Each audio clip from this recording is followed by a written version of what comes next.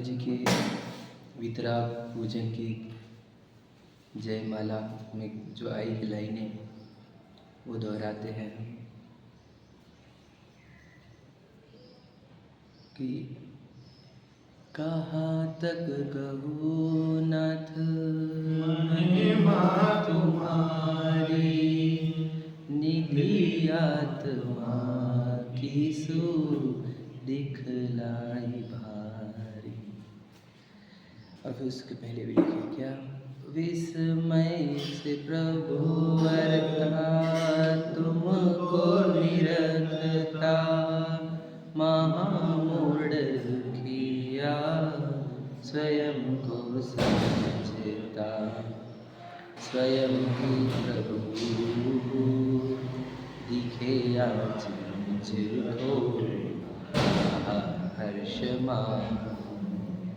मिला मोक्ष ही हो।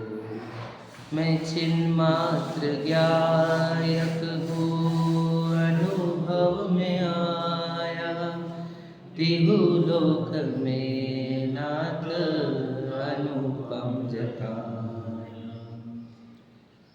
तो ये वस्तु स्थिति है कि हम चिन्मात्र ज्ञायक है, सिद्ध समान परमात्मा तत्व है, इस विश्व का एक अजूबा है, एक चैतन्य तत्व, दिखता नहीं देखता सबको है। समझ रहे? अपने प्रदेशों में रहकर, अपने बाउंड्रीज में रहकर पूरे विश्व को जानने की सामर्थ्य रखने वाला, केवल ज्ञान उत्पन्न करने वाला, भविष्य काल को भी जान लेने वाला, ऐसा एक महान तत्व वो आप हो, वो मैं हूँ, वो समस्त जीव, समस्त जीव ऐसे है, सबसे सिद्धा शुद्ध नया, सभी सिद्ध समान है, सिद्ध समान सदा पद मेरो, ऐसा महान सत्ता होते हुए भी क्या दिक्कत है हमारी, विस्मय से प्रभु था तुमको नहीं रखता, महामूढ़ दुखिया स्वयं को समझता। समझ रहे हैं? है क्या नहीं दशा हमारी? है कौन? चेतन सत्ता सबसे भारी। समझ रहे हैं? रत्न है वो एक विश्व का, समझ रहे? चैतन्य रत्न, और उसकी दशा कैसी कैसी हो गई, समझ में आया? अनंत जीव द्रव्य है इस विश्व में, मोक्ष मार्गियों को छोड़ो तो मोक्ष मार्ग और मोक्ष प्राप्त को छोड़ो तो जितने जीव है सब दुखी है, सब के सब। दुख क्यों है? सुख नहीं मिल रहा, इतना है। और क्या है? सुख कहाँ से आता? आत्मा में से, समझ रहे कि नहीं? आत्मानुभूति से। और वो सुख की पता नहीं होने से खोज रहे हैं विश्व में, और सुखी हो नहीं रहे, तो सुख खोज रहे हैं, इसके लिए विकारी दशा आ जाती है, विकारी दशा आ जाती है। तो इस जीवों की अनंत जीव राशि, अनंत जीव राशि की तीन दशा, समझ रहे? अशुद्ध, शुद्ध, मिश्र दशा, ठीक है। तो वो दशा की भूमिका हमारी चल रही है, समझ रहे? क्या क्या बताया कि एक जीव द्रव्य होता है, उसके अनंत गुण होते हैं, असंख्यात प्रदेश भी होते हैं, ठीक है। हर गुणों की निरंतर पर्याय निकलती है, सब वस्तु अपने अपने बाउंड्रीज में, चतुष्टय में रहते हैं। जीव भी अपने चतुष्टय में है, परंतु उसके असंख्यात प्रदेशों पर, एक एक प्रदेश पर अनंत कारमान वर्गणा है संसारी जीवों के। एक कारमान वर्गणा में अनंत कर्म परमाणु, अनंत कर्म परमाणु के अनंत गुण, उनके अनंत पर्याय। इतना तो एक संसारी जीव होता है जो हमें दिख रहा है यहाँ पर, जो आप मुझे देख रहे हो, जो कि इस दुनिया में किसी को भी देखो आप, सब ऐसे है। चाहे वो भगवान जी देखो आप, जिनेंद्र भगवान, वो भी वहाँ पे एक अनंत चतुष्टय वाला जीव है, अघातिया कर्म से भरा हुआ शरीर है, कर्मों का अघातिया वाले, ठीक है। और उस अघातिया के फल में शरीर है पूरा। तो ये सब संसारी जीव ऐसे ही, एक जीव अनंत परमाणु, समझ में?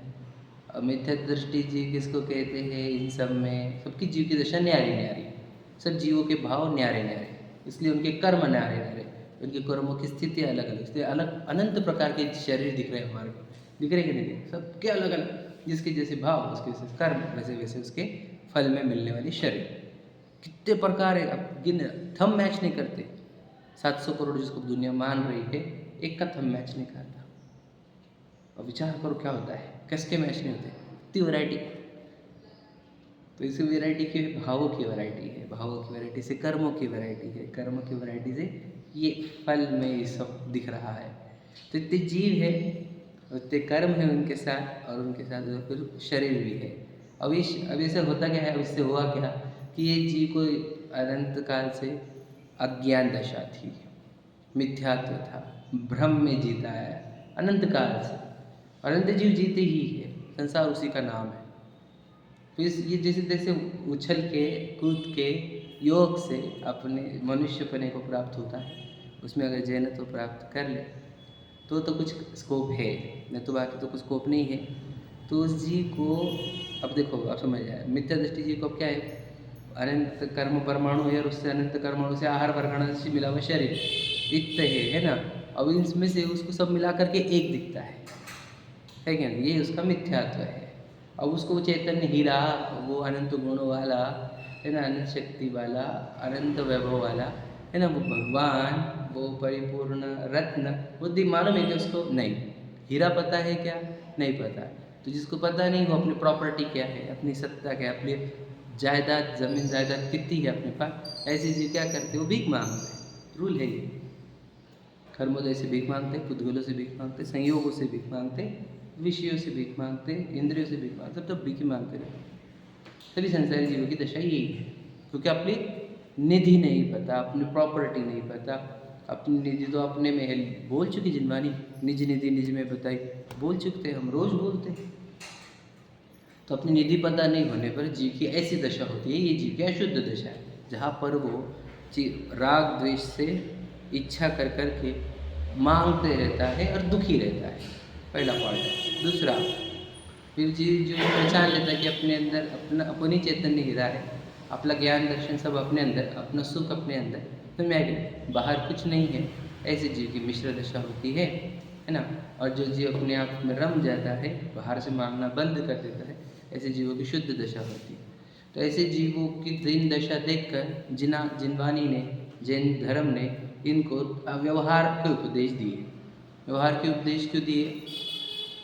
क्योंकि वह अशुद्ध दशा में था, समझ में कि नहीं, तो उसको वहाँ से उठाने के लिए, शुद्ध दशा में लाने के लिए, या फिर उसको सिद्ध दशा तक पहुँचाने के लिए व्यवहार का प्रयोग किया जाता है। एक बाबूजी की छंद है ना, कौन सा वाला गीत है, चलता चल, मैं बहुत बार बोल रहा हूँ, सुना करो, बहुत अच्छा है। तो उसमें लिखा है, रे व्यवहार मार्ग निर्देशक। व्यवहार जो होता है वो मार्ग निर्देशक होता है, मार्ग बताने वाला। तू निज बल से बढ़ता चल, ठीक है। तो व्यवहार है मार्गदर्शक, तो वो किसको मार्गदर्शन कर रहा है? अशुद्ध दशा वाला हो। अशुद्ध दशा वाला मतलब क्या? जिसको अपना चैतन्य हीरा पता नहीं है, अपना चैतन्य रत्न इधर का भगवान पता नहीं हो जिसको, और जो विषयों से भीख मांग रहा है फिर दुनिया में, समझे, राग द्वेष कषाय संयोग परिग्रह, समझे, इंद्रियों के भोग में लगा हुआ ऐसा जीव है। इस जीव को अशुद्ध व्यवहार का उपदेश दिया जाता है, ताकि वह जीव, समझे, मिश्र अवस्था को प्राप्त हो पहले, ठीक है। तो अशुद्ध व्यवहार के उपदेश में ही उसे देश शास्त्र गुरु से जोड़ा जाता है, समझ रहे। सुप्रतिदिन देव दर्शन को बुलाना, रात्रि भोजन उसका त्याग कराना, अनशन जल का त्याग कराना, ये हमारे सबसे पहले है। तो गुरुओं के दर्शन, गुरुओं के उपदेश और स्वाध्याय, ये हमारे मूल आचरण है, जो उस जीव को हम अशुद्ध व्यवहारी को या अशुद्ध अवस्था वाले को अशुद्ध व्यवहार देते हैं।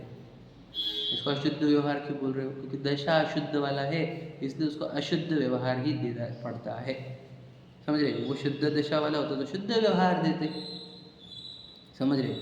तो अशुद्ध व्यवहार दिया गया, तो उसमें क्या करा, बताओ क्या कराते उसको? मंदिर जा, पूजन कर, गुरु के उपदेश सुन, गुरु के दर्शन कर, स्वाध्याय कर। तो करने के उपदेश देते हैं उसको। क्यों करने के उपदेश देते हैं? क्योंकि उसको ये लगता है कि मैं करता हूँ। समझ में? अब वो लाइन पढ़नी है हमारे को, बताऊँगा अगले। तो उसको ये अशुद्ध व्यवहार दिया जाता है, ये बताया था हमने, कल बता चुके।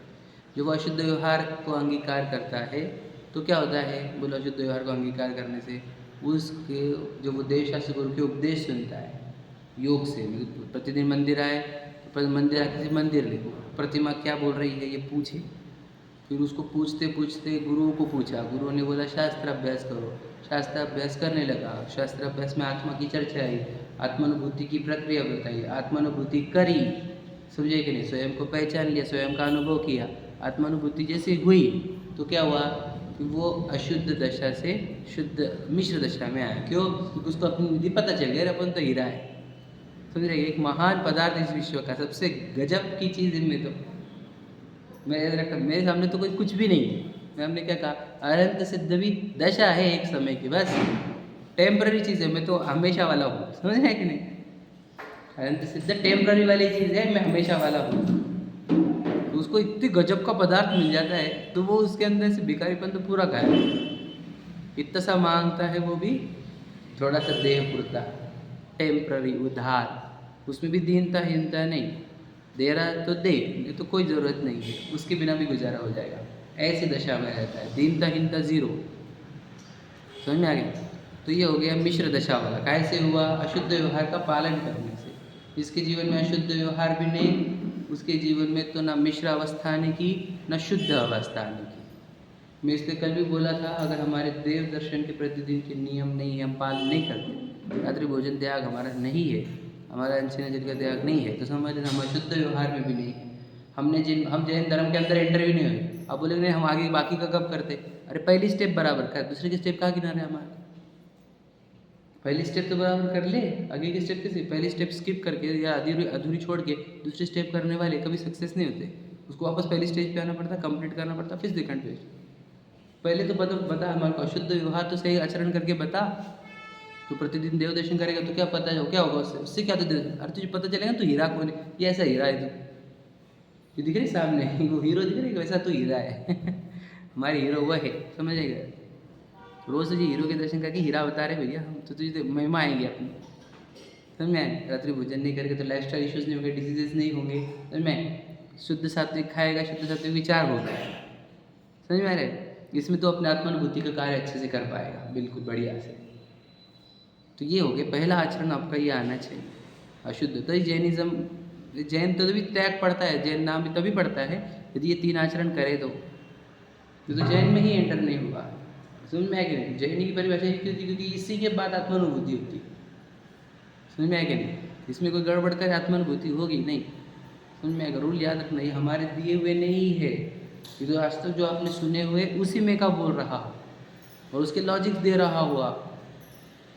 करे वो तिरियंच थोड़ी करते रात्रि भोजन त्याग। तू कहा पर तिरियंच है तू तेरी बात का समझ में आया कि नहीं? तो ये पहला आचरण जो जिनवानी का है, जो हमारे को दिया जाता है वो ये। वहाँ पर भी याद रखना, सिर्फ देव दर्शन ही करता रहेगा, सिर्फ गुरु उपासना नहीं करता रहेगा, स्वाध्याय नहीं करेगा तो भी कुछ नहीं होने का है वो। समझ में आया कि नहीं? जिनेंद्र भगवान क्यों महान? उपदेश के कारण। वहाँ पर भगवान जी के दर्शन के लिए नहीं गए थे इतने लोग, याद रखना। समोशरण में क्या कहा? समोशरण में सिर्फ दर्शन के लिए नहीं जाते, उपदेश सुनने को जाते। मतलब भगवान जी, याद रखना, मैं आपको बता दूँ, 66 दिन तक परेशान थी जनता। अरंत थे कि नहीं भगवान महावीर? थे कि नहीं थे? जनता आकुल व्याकुल थी। भगवान जी तो सामने कर लो दर्शन, उपदेश। जब भी भगवान जी यहाँ पे, हम याद रखना, भगवान जी के दर्शन करेंगे, कोई पूजन तो करते हैं, स्वाध्याय नहीं करेगा तो कोई दिक्कत है। उपदेश तो यहाँ पर लिखा हुआ है, तो स्वाध्याय नहीं करेगा तो भी आचरण में नहीं आया वो। कौन सा शुद्ध आचरण में आकर नहीं आया वो जीव, एंटर ही नहीं किया। समझ में आया? दूसरा पॉइंट हुआ। और फिर तीसरी बात कर रही थी, जो वो अशुद्ध मिश्र अवस्था में आ गया, आत्मानुभूति कर ली, अपना वैभव दिख गया है ना, अपन हीरा है पता चल गया। अब उसको आचरण को लगा देंगे, चलो छोड़ो ये चीज़ें, फालतू की चीज़ें, पता है ना अपन कौन है। फिर मिट्टी अच्छी है कि नहीं? मिट्टी अच्छी नहीं है तो फिर मिट्टी छोड़ते, चलो मिट्टी छोड़ो, मतलब प्रतिमाएँ, अणुव्रत, ये उसके आचरण दिए जाते हैं। वो मिश्र, समझ रहे? वो कौन से वाले? वही मिश्र व्यवहार, समझ रहे? मिश्र व्यवहार का ना। फिर हाँ बराबर, उसका भी नाम लिखा है, अभी जस्ट पढ़ेंगे अपन, वो लाइन लिखी वाली है अभी जस्ट पढ़ेंगे अपन वो। हाँ क्या बोला? अशुद्ध मिथ्या द्रव्य का सहकारी अशुद्ध हाँ हाँ हाँ बिल्कुल बिल्कुल बिल्कुल बिल्कुल वही अब हम पढ़ेंगे जस्ट अपन वही लाइन। और तीसरा फिर जिसका शुद्ध अवस्था ही हो गई हो तो उसके लिए शुद्ध व्यवहार कहा गया। ठीक है, पढ़ते हैं अपन, आ जाओ। जो अपना हो चुका उसके आगे पढ़ते हैं।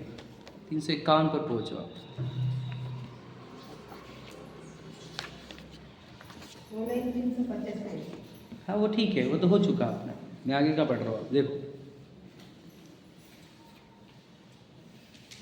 351 पर अपने 2 पैराग्राफ हो गए थे, तीसरे पैराग्राफ से शुरू करता हूँ। ठीक है, देखो अब निश्चय तो द्रव्य का स्वरूप, व्यवहार, संसार और अस्तित्व भाव, उसका विवरण कहते हैं। देखो क्या निश्चय तो क्या है? द्रव्य का स्वरूप। द्रव्य मतलब मैं जीव द्रव्य, मैं चेतन द्रव्य, मैं महिमावान पदार्थ, मैं भगवान, वो हमारा निश्चय द्रव्य। ठीक है, और व्यवहार क्या? मेरी अवस्था, संसार अवस्थित भाव, संसार में मेरे कैसे कैसे भाव होते हैं उसको व्यवहार कह रहे हैं। ठीक है, उसका विवरण करते हैं। देखो मिथ्या दृष्टि जीव अपना स्वरूप नहीं जानता। कौन सा स्वरूप बोलो? चैतन्य हीरा। ओके, और बोलते हैं उसके बारे में? ठीक है, हाँ मैं कौन हूँ नहीं जानता, तो मैं क्या कौन हूँ फिर? मैं चैतन्य हीरा, ये तो आप बोल रहे हैं क्योंकि हम वो चर्चा कर ही रहे, बराबर है ना? तो चैतन्य हीरा हो तो अब मैं करता क्या हूँ? तो वो जानता देखता रहता हूँ। मेरा स्वरूप क्या है? सिर्फ प्रतिभाषण करना, just to observe, just to know, समझ रहे हैं? वो मेरा स्वरूप है। तो अपना स्वरूप नहीं जानता तो क्या करता है ये तो ध्यान रखना। इसलिए पर स्वरूप में मग्न होकर कार्य होकर कार्य मानता है, वह कार्य करता हुआ अशुद्ध व्यवहारी कहा जाता है। क्या कहा? समझा कि लाइन कुछ क्या मार्मिक चीज यहाँ पर कि वो कार्य करता है, मतलब कर्ता बुद्धि। बिल्कुल सही बात। मतलब क्यों कर्ता बुद्धि क्यों है इसको? क्योंकि वो स्वरूप नहीं जानता। दृष्टांत देना है तो दृष्टांत सोच रहा था मैं, तो मैं सोचा 1-2 बच्चों को हम मूवी थिएटर में लेकर गए। एक बच्चे के हाथ में, एक बच्चे को एडिक्शन है गेमिंग का। गेमिंग में रिमोट कंट्रोल्स रहते, पता है आपको? कहते 2 हाथ में, पता है क्या? जानते होंगे रिमोट कंट्रोल है गेम खेलने के, समझ में आए? तो एक बच्चे को, अब 2 बच्चे बैठे हैं वहाँ पर, अब एक बच्चा पिक्चर देख रहा है बढ़िया, और दूसरा बच्चा को लग रहा है कि मैं रिमोट कंट्रोल से कंट्रोल कर रहा हूँ। ये हमारे नए ज़माने के दृष्टांत है। पुराने ज़माने में पता है क्या कहता आपको? बैल, कुत्ता और बैल। नए ज़माने की नहीं कि वो रिमोट से लग रहा है कि मूवी में मैं मैनेज कर रहा हूँ, हीरो को मैंने लाया, हीरोइन को मैंने लाया, फिर मेरे गाने के लिए परेशान हो कंटिन्यूस पिक्चर चलाने में। सच में पिक्चर तो चल रही है, चल रही है, चल रही, और ये बंद कर देगा तो उसको डर है, मैं बंद कर दूँगा कैसे चलेगी पिक्चर? मैं चला रहा हूँ, उसको यही लग रहा है। और इतने लोग बैठे हुए हैं जो देख रहे हैं और उसको भ्रांति है मैं चला रहा हूँ। ये मिथ्या दृष्टि होती है। इसको क्या लग रहा है? मैं कर रहा हूँ।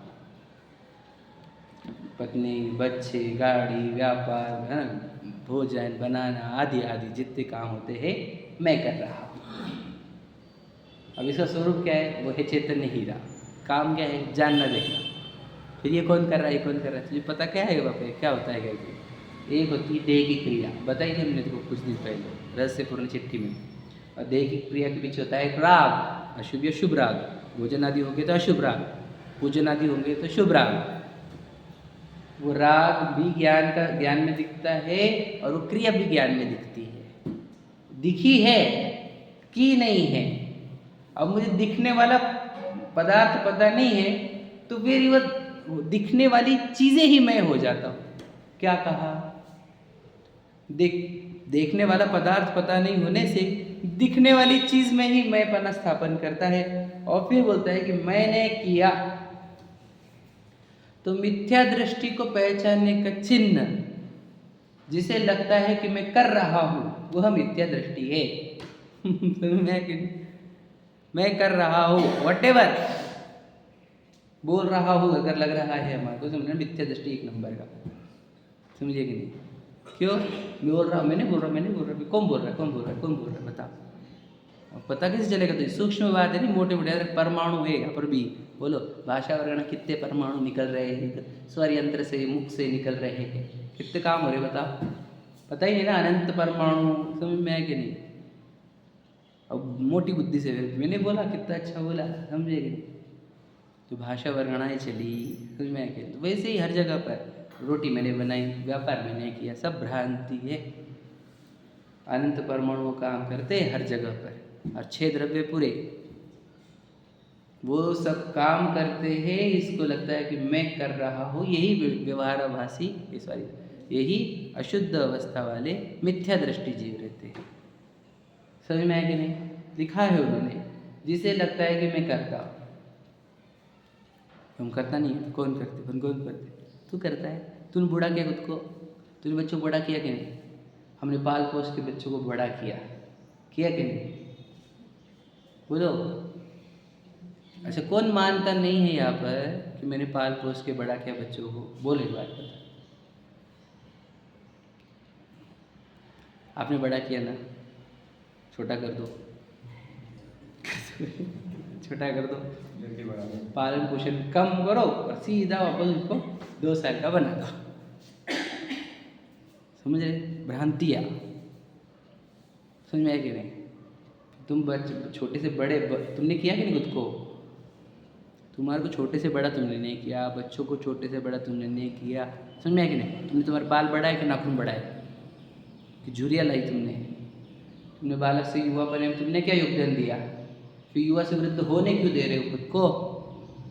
हाँ, क्या कर रहे हो? मैं तो आपको कितनी चीज़ें बता चुका हूँ, सब चीज़ें होती है, करते नहीं। जैसे बताओ कि जवानी आई कहलाई, आई, बुढ़ापा आया कहलाया, आया। समझ में आया कि नहीं? माँ बाप आए कहलाए, किया है कि उसमें कुछ योगदान तुम्हारा? नहीं। भाई बहन, पत्नी, वो तो लाई है हमने, समझ में उसमें। अच्छा, बच्चे लाए कि नहीं लाए तुमने? पत्नी में भी नहीं है, क्यों? मतलब 3-4 ऑप्शन और वही सिलेक्शन, बराबर याद रखना। इतना मुझे पता है वो 3-4 इंच क्यों और वही सिलेक्शन क्यों, इसके भी बहुत बड़े लॉजिक है हमारे पास। उसके टाइम पे सब सिग्नल्स राइट हो जाते हैं, जिसको सिलेक्शन होना है जिसके साथ भी। तो कहना है कि वो भी आई वाली है, लाई वाली नहीं है, जोड़े ऊपर बनती, सब सुने वाले आपने। तो बच्चे तुमने लाए हैं, क्या है लाए? मतलब हम तो सिर्फ समझ जो भी है, लेकिन आए तो वो अलग अलग ना, लड़का लाने तो लड़की आई, लड़की लाने तो लड़का आया, समझ में आया कि नहीं? तो इन सब बीच में बताओ हमारे हिसाब से चला क्या, ये बताओ। जो हो रहा है उसके बीच में लग रहा है कर रहा हूँ, यही तो मिथ्या दृष्टि, इसी को बोलते। समझे कि नहीं? संकट आया, आया कहलाया, आया। रेड पर लॉसेस, प्रॉफिट्स, वो भी आते हैं, लाए नहीं आते, लेकिन आते वक्त लगता है मेहनत करेगा, क्योंकि योगदान कुछ दिखता है पहले का। समझ में आएगा? तो पूरा विश्व होता स्वयं जगत परिणाम, मैं जग का करता क्या काम। लाइन लिखी हुई है, बोलते हैं, रटी हुई है,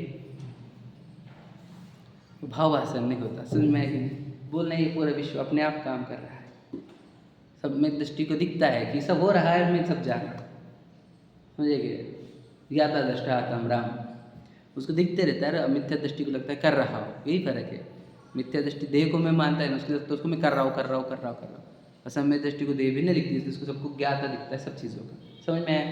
तो मिथ्या दृष्टि जब करता ही है तो उसके अंदर करना चल ही रहा है, तो उसको क्या बोलेंगे हम? मंदिर में जा, मंदिर जाने का काम कर, पूजन का काम कर, स्वाध्याय का काम कर, शिविर में जाने का काम कर, शिखर जी जाने का काम कर, तुम्हें दान देने का काम कर ही रहा है ना, तो ये कर चल। तो उसको उपदेश करने वाले दिए गए। समझे क्या लॉजिक? अब उसकी कर्ता बुद्धि है ही, तो उपदेश उसको करने वाले ही दिए जाएंगे। और उसको भाई आत्मा में रम जा, नहीं, अब करता मानता है तो एक काम कर, तू कर रहा ना तो ये कर। समझे क्या नहीं? क्यों उपदेश दिए होंगे, ये लॉजिक दे रहा हूँ मैं आपको। वो एक समय मानता है कि मैं ज्ञाता दृष्टा हूँ, मानता है क्या? नहीं। क्या मानता है? करता हूँ। तो करता हूँ क्या बोलेंगे हम? उपदेश क्या देंगे उसको? और वो बोल रहा है मैं निरंतर करता हूँ, मैं हर एक चीज़ मेरे हिसाब से चल रही है, पूरे रिमोट कंट्रोल मेरे हाथ में, ऐसा उसको लगता है, भ्रांति उसके अंदर। तो उसको बोलते काम जरूर बंद जाएगा। फिर तो कर्ता बुद्धि हुई। तो अशुद्ध व्यवहार बोला ना हमने, कर्ता वाली भाषा होती वहाँ पर अशुद्ध व्यवहार में। समझे कि नहीं? करने की भाषा करेंगे, कर, पूजन कर, मंदिर कर, गुरुओं की सेवा कर, गुरु स्वास्थ्य स्वाध्याय कर, शास्त्र की रख रखाव कर, मंदिर की रख रखाव कर, शिविरों का आयोजन कर। ये सब हो गया अशुद्ध व्यवहार। समझ में आया क्या? कर्ता बुद्धि वाले को कर्तापने के उपदेश। ये करने के चक्कर में उसको जानने वाला सुनने में आएगा, फिर जानने वाला अनुभव में आएगा, और जानने वाला फिर उसके अंदर रह जाएगा, रम जाएगा। करने के काम में, समझ में आएगा नहीं? करने के काम में जानने वाला सुनाना, यही धर्म की सच्ची परिपाटी है। अब आप स्वाध्याय करने को आए हो यहाँ पर, आए कि नहीं? कर रहे कि नहीं कर रहे? ये भी करने बुद्धि है कि नहीं? मैं उठा, मैं रेडी हुआ, मैं आया स्वाध्याय को, करने की बुद्धि नहीं। अभी करने वाले बुद्धियों वाले को जानने वाला तत्व समझाने का काम स्वाध्याय करता है। समझे कि नहीं समझे? ये अशुद्ध व्यवहार समझ में आ रहा है? करने वाले को करने वाला व्यवहार। ओके, पहली बात समझ में आई? इसलिए उनको अशुद्ध व्यवहार, देखो वह कार्य करता हुआ अशुद्ध व्यवहारी कहा जाता है। यह अशुद्ध व्यवहारी है। समझ में आया? ये तो यहाँ पर वो लिखे वाला नहीं है। बोलो, जो मैं जो बोल रहा हूँ कि मंदिर में लाना, पूजन लाना, वो लिखा हुआ नहीं है। मैं तो बिटवीन द लाइन समझा रहा हूँ। लिखा क्या है? अशुद्ध व्यवहार क्यों कहा गया? उसको कर्तापन आएगा तो कर्तापने को कर्तापने का उपदेश है। समझे क्या? दूसरा, सम्यक दृष्टि अपने स्वरूप को परोक्ष प्रमाण द्वारा अनुभव होता है। देखो ये परोक्ष प्रमाण आगे के नहीं, जो अपन रहस्यपूर्ण चिट्ठी में पढ़े थे, आगे के नहीं। अपने आत्मा का अनुभव कैसे होता है? उसको परोक्ष प्रमाण, अपने आत्मा को जानता है कि हाँ, परोक्ष रूप से बिल्कुल जानता है अपने आत्मा को। समझे क्या? मतलब आत्मा को बोलते स्वरूप, कैसा रूप है मेरा? मैं अमूर्तिक हूँ और मैं इसे जानता देखता हूँ, ऐसे अपने स्वरूप को जानता है। ठीक है, अनुभवता है, लिखा है। पर सत्ता, पर स्वरूप से अपना कार्य न मानता हुआ, मतलब पर सत्ता मतलब शरीर पर सत्ता है, घर गाड़ी बंगले पत्नी बच्ची सब पर सत्ता है, और पर स्वरूप से अपना कार्य, उनसे मेरा कुछ भी कार्य नहीं होता और मैं उनका कुछ कार्य नहीं करता, वो मेरा कुछ कार्य नहीं करते। ये बात वो जानता है। समझ में आएगा नहीं? वो उनके चतुष्टय में, मैं मेरे चतुष्टय में। सम्यक दृष्टि ने अनुभव किया ना अपनी वस्तु को, इसलिए उसको पर्क से अपना कार्य होता है मानता नहीं, अपने से भी पर्क कार्य होता है वो ये नहीं मानता है। योग द्वार से अपने स्वरूप का ध्यान विचार रूप क्रिया करता है। अब ये कौन से काम करता है? योग द्वार से, योग द्वार मतलब मन वचन काय को ही यूज करता है, और उससे क्या करता है? ध्यान विचार रूप क्रिया। मतलब सम्यक दृष्टि कौन सी कार्य करता है? तो वो भी एक क्रिया का करता है, वो है ध्यान विचार रूप। तो उसको कौन से उपदेश देंगे? ध्यान विचार करो। तो ध्यान विचार करो।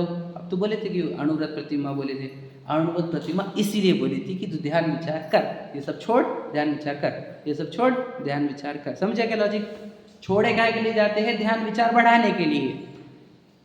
ये कभी समझे ही नहीं हमने, सिर्फ छोड़ने को धर्म माना है हमने। छोड़कर ध्यान विचार बढ़े, इसके लिए याद रखना, जितना भी त्याग, अंकुर जी ने भी बोली थी बात और मैंने भी बोली थी, जितना भी त्याग कहा है वो वहां से समय बचाकर वो समय ध्यान विचार के लिए लगाना, उसी के लिए त्याग होता है। जो त्याग ध्यान विचार में नहीं जा रहा, उस त्याग को, उस ध्यान को, यानी उस त्याग को, उस व्रत को कुछ काम के नहीं, वो व्रत वो सिर्फ दिखावटी है, दूसरे को दुनिया को दिखाने के लिए या खुद को टैग लगाने के लिए। बस रात्रि भोजन नहीं कर, क्या किया फिर उस समय को? क्या किया? ज्ञान ध्यान और विचार किया आत्मा का, तो रात्रि भोजन त्याग हुआ। वो छोड़े, टीवी देखो, मोबाइल देखो, गप्पे मारो, टप्पे मारो, इधर जाओ उधर जाओ, वो क्या फायदा हुआ रात्रि भोजन त्याग करने का? उसके लिए छोड़ाए थे हमने तुम्हारे। वो समय जो बचेगा ना रात्रि का चक्कर तुम्हारा, वो सब आत्म ध्यान में, पाठ में, आलोचना पाठ में, चिंतन में, समझे कि स्वरूप के विचार करने में, स्वाध्याय करने में लगना चाहिए था वो काम। तो जो त्याग है उसके साथ ही ये आ जाना चाहिए कि अब ये बचे हुए समय में आत्मविचार और आत्म ध्यान में लगूंगा। तो अणुव्रत महाव्रत क्या रहते? देखो आज कितने अणुव्रत महाव्रत दिख रहे हैं, लेकिन विचार करने वाले और ध्यान करने वाले बिल्कुल नहीं है, क्योंकि उन्होंने वही काम किया जो हमने रात्रि भोजन जैसा किया है, हमने डाइल्यूट रात्रि भोजन करते नहीं और फिर हम दिन भर उसका टाइम पास ही करते, वैसे अणुव्रत महाव्रत दिख रहे हैं। अणुव्रत महाव्रत तो ले लिए, लेकिन वो बचा हुआ समय कहाँ डालना चाहिए था वहां तो बिल्कुल नहीं डाले जा रहे हैं। दिख रहा कि नहीं है? ये विकृति दिख रही है कि नहीं दिख रही आपको?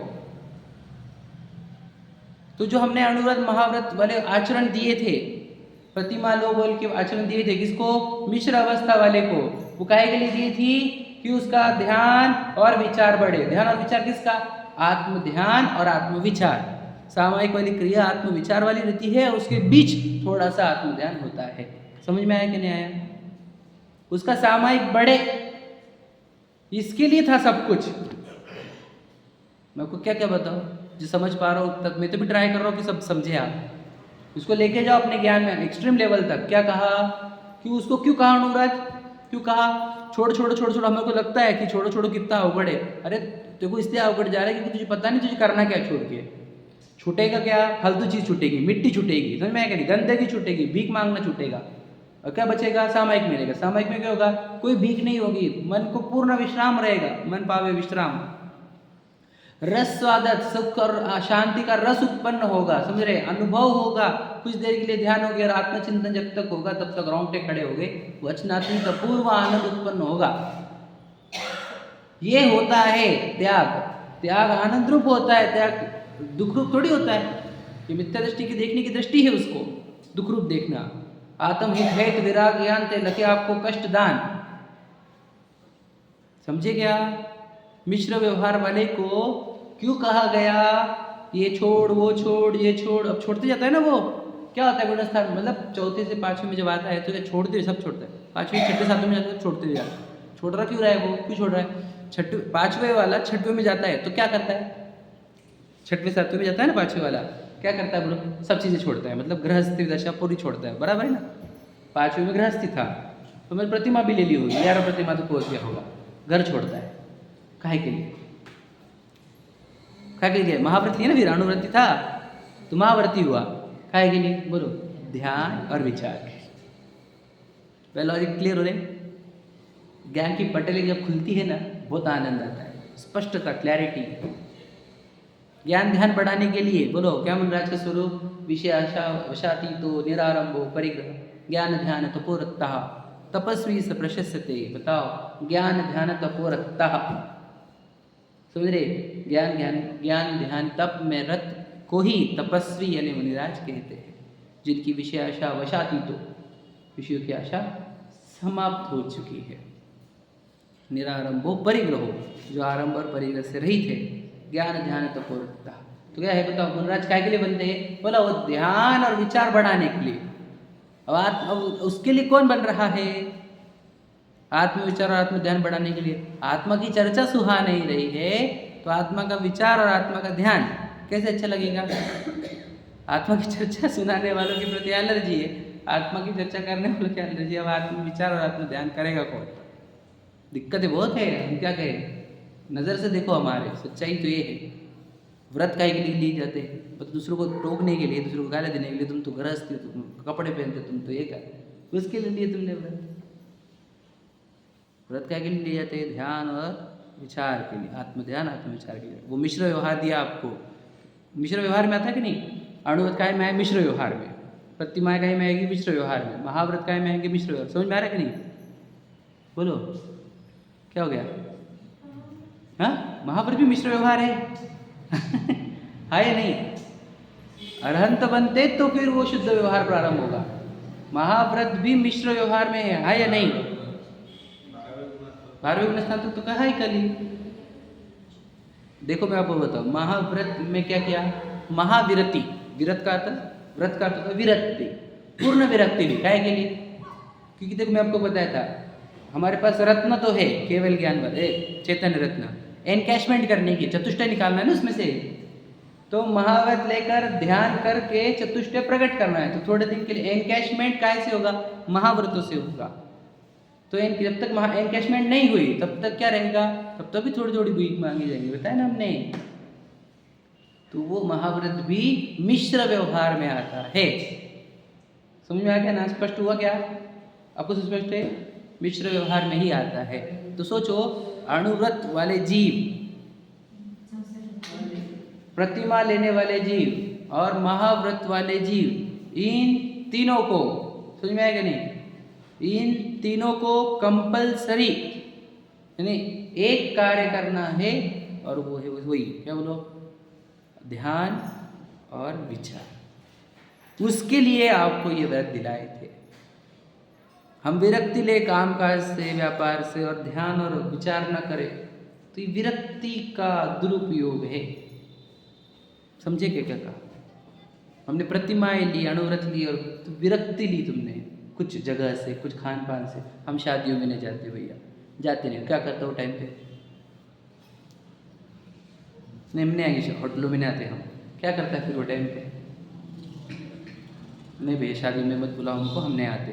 ठीक है, तूने ये दशा धारण करी ना शादी में नहीं जाने की, तो तू वो टाइम को यूज़ करता है कि उसके लिए? नहीं, हम व्यापार करना छोड़ दिए। क्या करता है उस समय? घर के काम करते हैं, खाते पीते मस्त, है ना, आराम करते। उसके लिए नहीं तुझे ये सब फैसिलिटीज़। ध्यान विचार अणुव्रत लिया ना, प्रतिमा ली क्या, आत्म ध्यान मतलब सामयिक बढ़ा के तुम्हारा 3 टाइम हो रहे क्या सामयिक? नहीं हो रहे, काय के लिए फिर? महाव्रत लिए ना, काय करना था? अब तुम्हारे को सामयिक से 1 मिनट का भी पॉज नहीं लेने का, तभी तो महाव्रत बोलते उसको। सामयिक में अगर 1 मिनट का भी पॉज मिले, लेना हो, तो भी तुम्हारा अलाउड नहीं है अब, तभी तो तुमने महाव्रत लिए कि अब मैं सिर्फ सामयिक ही करूँ। समझ में आ रहा है क्या? सिर्फ सामयिक ही, इसी का नाम महाव्रत। क्लियर हो रहा है? अशुद्ध व्यवहार, मिश्र व्यवहार, शुद्ध व्यवहार, 2 व्यवहार तो हमने समझा दिए और उसका लॉजिक भी दिया। देखो यहाँ पे कितना गजब का। मैं तो क्या बताऊँ, जो पढ़ो उसमें से हमारे को खजाना ही मिलता है। लाइन पढ़ो खजाना, लाइन पढ़ो खजाना। जिधर पढ़ो उधर ऐसा लग रहा है कि जिधर हाथ डाले उधर सोना मिल रहा है हमारे को। समझ में आया कि नहीं? देखो, पर सत्ता पर रूप से अपना कार्य न मानता हुआ योग द्वार से अपने स्वरूप का ध्यान विचार रूप क्रिया करता है, वह कार्य करते हुए मिश्र व्यवहारी कहा जाता है। समझ में आया क्या? मिश्र व्यवहारी क्यों? इसमें मिश्र क्या आ गया कि थोड़ा बहुत, वो भी है ना गृहस्थी वाला, इसलिए वो भी है और स्वरूप विचारी भी है और स्वरूप ध्यानी भी है। क्लियर है? तो फिर समझ रहे क्या? और फिर जो भगवान जी रहते हैं वे फिर पूर्ण, समझ रहे क्या? शुद्ध व्यवहारी कहा जाता है। नीचे लिखा देखो, केवल ज्ञानी यथाख्यात चारित्र के बल से। समझ में आएगा? चारित्र कौन सा आ गया? यथाख्यात। ऊपर क्या था? देश चारित्र। समझ में आएगा नहीं? यहाँ पे यथाख्यात चारित्र, शुद्धात्म स्वरूप में रमणशील है, बराबर है, रमण, इसलिए शुद्ध व्यवहारी कहा जाता है। ठीक है, केवल शुद्ध व्यवहारी कौन? केवल ज्ञानी वाला जीव। ठीक है, बस वो ही। आगे, योग रूढ़ अवस्था विद्यमान है, इसलिए व्यवहारी नाम कहते हैं। ठीक है, योग होते हैं, इस अपेक्षा से भी कहा, ऐसा कह रहे हैं। पर शुद्ध व्यवहार की सरहद 13वें से लेकर 14वें दोनों को ले लिया उन्होंने। समझे? शरीर है, इस अपेक्षा से 13वें और 14वें गुणस्थान को शुद्ध व्यवहार कहा है। और असिद्धत्व परिणमनत्वात् व्यवहार, ये सूत्र दिया गया क्या? जो असिद्ध है वैसा व्यवहारी है, मतलब सिद्ध नहीं रहना ही व्यवहारी है। कुछ लोग ऐसे निश्चयभाषी लोग इन लोगों को बोलते व्यवहारी है, तो व्यवहारी है, व्यवहारी है, क्रियाकांडी। तो बता, अनंत भगवान भी व्यवहारी, तू क्या बात करता है? तू खुद को निश्चय वाला बोलता है। अरे अनंत भगवान व्यवहारी में आते हैं, तो क्या पता है? जो सिद्ध नहीं वो सब व्यवहारी है, सभी व्यवहारी है। देह है ना तेरे साथ, है क्या नहीं? तो देह है तो व्यवहारी है। समझ में आना बात? इंपॉर्टेंट है। अनंत भगवान को व्यवहारी में डाला गया है यहाँ पर, शुद्ध व्यवहारी। समझ में आएगा? गजब की जिनवानी की शैली की तो आप कमाल देखो, आप क्या लिखते हैं और क्या लिखा गया है। ये सब इससे सिद्ध होता है सर्वज्ञ की वाणी है और कोई नहीं बोल सकता ये। समझ में आएगा नहीं? बहुत गजब की वाणी है। देखो आगे, अब तीनों व्यवहार का स्वरूप कहते हैं। हो गया ना अपना बात? हाँ, अशुद्ध व्यवहार कैसा है? शुभाशुभ आचार रूप होता है। समझ में आ गया? दोनों होते हैं, अशुभ शुभ। और देखो, शुद्ध अशुद्ध व्यवहार शुभोपयोग मिश्रित स्वरूपाचरण रूप, और शुद्ध व्यवहार शुद्ध स्वरूपाचरण रूप। ठीक है, बता दिए। देखो कितनी गजब की शैली। वापस से रिपीट, जो पढ़ा सुना हमने अभी तक रिवाइज किया वही है और कुछ नहीं है। देखो, जो अशुद्ध व्यवहारी रहते हैं उसके जीवन में कौन से भाव चलते हैं? बोलो, शुभ अशुभ, सिर्फ 2 भाव। समझ में आ गया? तीसरा भाव नो, नॉट एट ऑल। समझ में आ गया? अब इसमें बहुत कुछ बोला जा सकता है कि जो अशुद्ध व्यवहारी रहते हैं या फिर अशुद्ध अवस्था वाले, उनके कितने भाव? 2। वो 2 के ऊपर कभी चढ़ते नहीं है। शुद्ध भाव ना पता होता है ना प्रकट होता है। समझ में आ गया? अशुद्ध अवस्था वालों को तो अवस्था शुभ और अशुभ दोनों अशुद्ध अवस्था है, ये याद रखना। समझ में आ गया? तो तो आपको लगेगा ना कि देखो मिथ्या दृष्टि होती है, कितना पुण्य करते हो, कितने दान करते, कितनी सेवा करते, गुरुओं की, प्राणियों की, वे शुभ भाव होते हैं उनके। समझ में आएगा नहीं? तपस्या करते, नग्न रहते हैं, वो ऐसा करते वैसा करते, वैसे दुनिया की देखिए ना अपने क्या क्या नहीं करता है वो शुभ व्यवहार, शुभ भाव है उनके, शुभ व्यवहार में शुभ भाव। और फिर अशुभ भाव जो विषयों में लगना, खाना पीना, घूमना, पैसे, प्यार, बच्चे, जो भी है ये सब अशुभ में। समझ में आएगा नहीं? अपने चार परिवार के चारों की रक्षा करना, समझ में आएगा नहीं? चारों का ही ध्यान रखना, वो भी अशुभ में आता है। अशुभ में किसके? अशुभ में बोले ना अशुभ में आता है। क्यों? तेरे पास इतने बच्चे नहीं, तेरे पास बाकी लोग नहीं तेरे, इन चारों का ध्यान रखेंगे, बाकी लोगों को लुटेगा, पैसे पे व्यापार किस करके उनका खराब करेगा, वो भी नहीं चलता, अशुभ में जाता है वो। समझ में क्या? चारों को बराबर मोह से जोड़ लिया तूने अपने अपने। तो कह रहे हैं मिथ्या दृष्टि जीव होते हैं, उनके दो ही प्रकार के भाव होते हैं, शुभ अशुभ। तो इसलिए याद रखना है, जिसके जब शुभ अशुभ भाव ही हो रहे हैं, इसको शुद्ध भाव की प्रेरणा कैसे दें हम? इसको क्या बोलेंगे? बोलो शुभ, इसको शुभ अशुभ आते ना, एक काम करो, उसमें का शुभ छोड़, शुभ कर। कौन सा? आज जिनेंद्र भगवान के पास पूजन कर, पाठ कर, स्वाध्याय कर। तुम्हें ये कौन से काम है? ये सब शुभ भाव में आते हैं। तुम स्वाध्याय को आए तो कौन से भाव है हमारे? हम ये भूमिका में है क्या नहीं, ये समझो जरा गहराई से।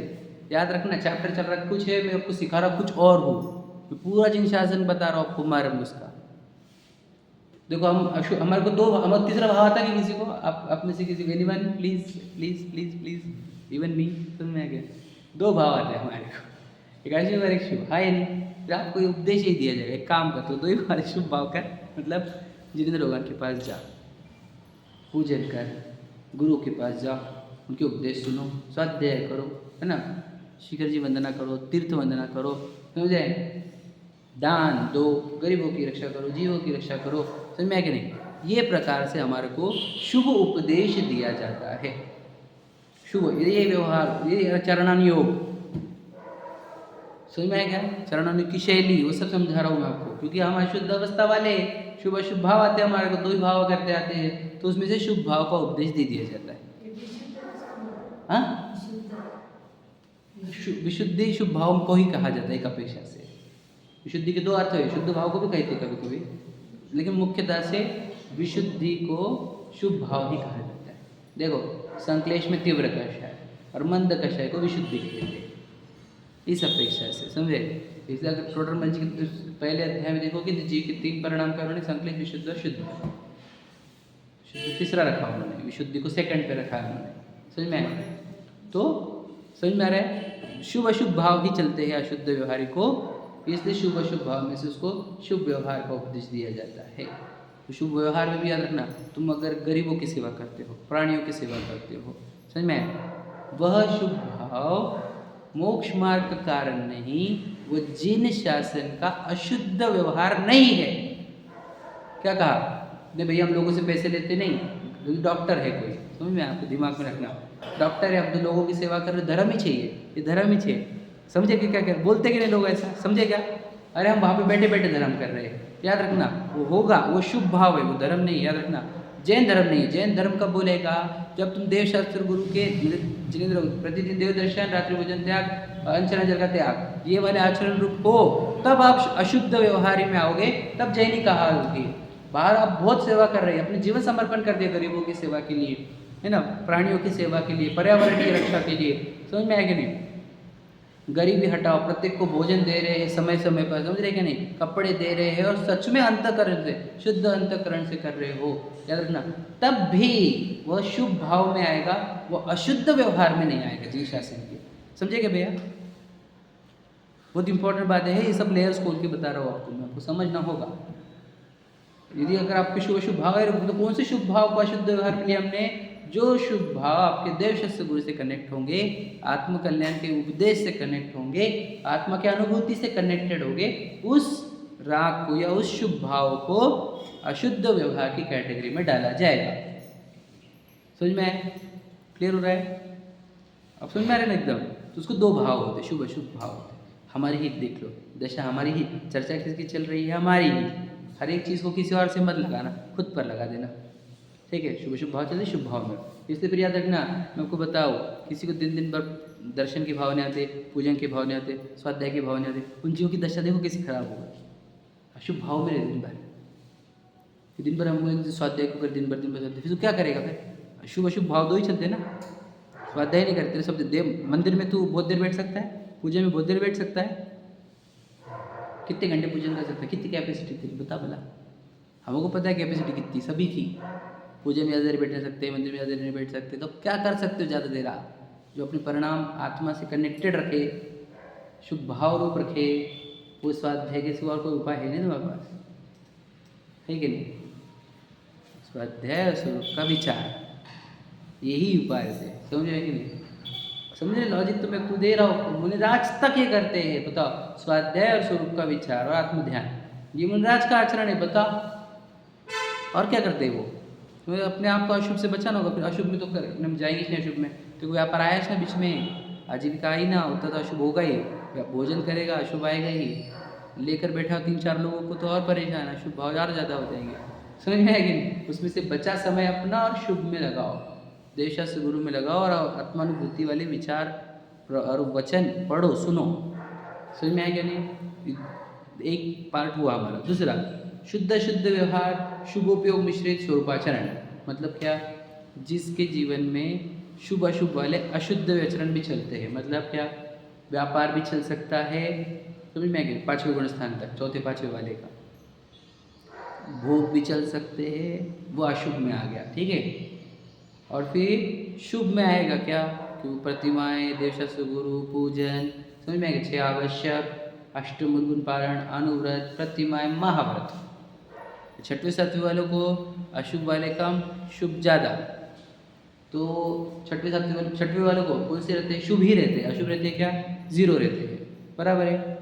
तो वे सब 4-5वें वाले शुभ अशुभ वाले, 6वें वाले सिर्फ शुभ वाले, समझ में आएगा? 7वें से 12वें वाले में, 7वें से 10वें वाले अबुद्धिपूर्वक शुभ वाले, ओके, यही है कि नहीं? तो इनको ऐसे शुभ अशुभ चलते हैं, किसके 4 से 12वें की बात कर दी।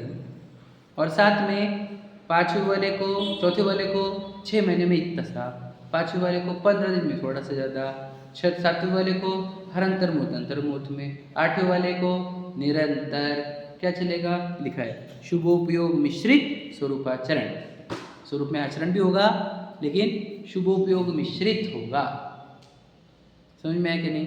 अब बोलोगे शुभ उपयोग तो मिश्रित, 4थे में भी मिश्रित है, 5वें में, 6वें में, 7वें में, 8वें में, 9वें में, 10वें में, सिर्फ 12वें का एक कणी का जो बच जाती है, वो छोटा समय है, वो वहाँ पर शुभ उपयोग मिश्रित नहीं है, बाकी सब ऐसे ही है।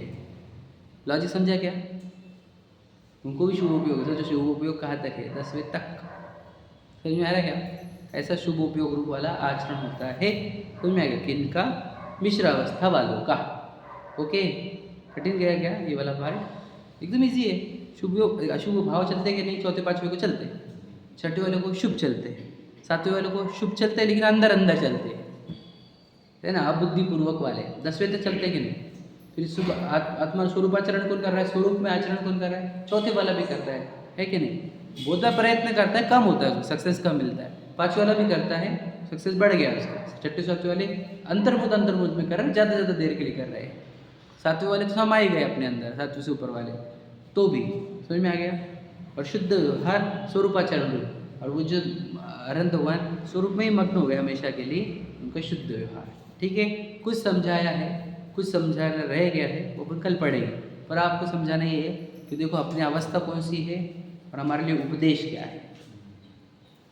समझा क्या? कौन सी अवस्था में आते हुए हम? 3 अवस्था में, अशुद्ध अवस्था वाली है। कौन? अवस्था छोड़ो, सत्ता कौन है? चैतन्य हीरा, भगवान, इस विश्व का सबसे महान पदार्थ, महिमावान, मेरे से महान कोई भी नहीं, आप भी नहीं, आपसे महान मैं नहीं, सब अपने आप में महान। तो एक महान पदार्थ और अवस्था देखो कितनी गंदी, अशुद्ध अवस्था। क्या करना चाहिए? क्या क्या उपदेश दीजिए वानियों को? देवशास्त्र गुरु से कनेक्टेड रहो, आत्मानुभूति के वचन पढ़ो, आत्मानुभूति की क्रिया पढ़ो, विधि पढ़ो, आत्मानुभूति करो, फिर हमारी दशा अशुद्ध से मिश्र होगी। समझ में? ये प्रक्रिया हमारे को, हमको इस प्रक्रिया में रहना है और आत्मानुभूति करके अपनी अवस्था को मिश्र रूप करो, और फिर बाद में छोड़ो, चीज़ें छोड़ते चलो और आचरण ध्यान और विचार बढ़ाओ और फिर लीन हो जाओ। ठीक है, चलो। सहजानंदे शुद्ध स्वर